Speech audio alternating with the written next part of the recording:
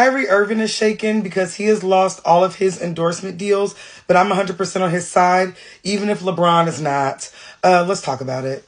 So Kyrie Irving has lost the majority of his endorsement deals, including his Nike deal that he's had since 2014 for retweeting a book. The world is in a place right now where they are very against anti-Semitism, as they should be. We should not be being mean to any individual group or race or pocket of culture, anything like that. Everyone should feel comfortable to be themselves. But I say that to say right now, there is a dog whistle out there for anything deemed anti-Semitic.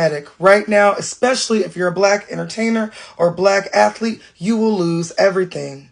So the book that Kyrie retweeted was Hebrews to Negroes, Wake Up Black America. And this is a book that I have not read, but I read the synopsis. And I do not think that it was against Jews. It seemed to be more against Satan. The book is written by Ronald Dalton Jr.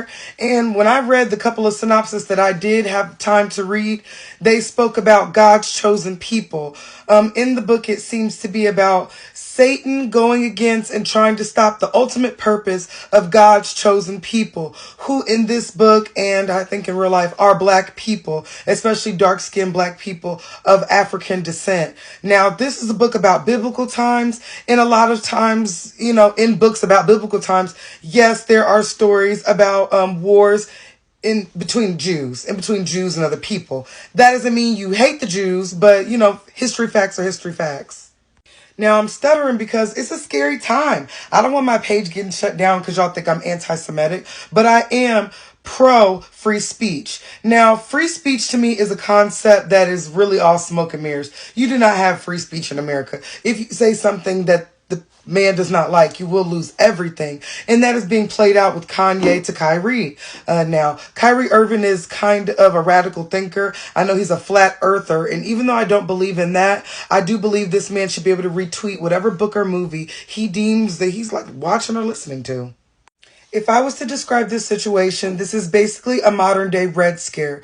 The Red Scare went on in the 1950s, and basically it was everyone pointing the finger at each other, screaming communist. It started out with Senator Joe McCarthy, and that's why it's called McCarthyism, and it made people lose their jobs in Hollywood, in high places in commercial government, in high places in business. If they said you were a communist or someone who basically sympathized with communists, then you were, fired from your job. That's basically what's going on.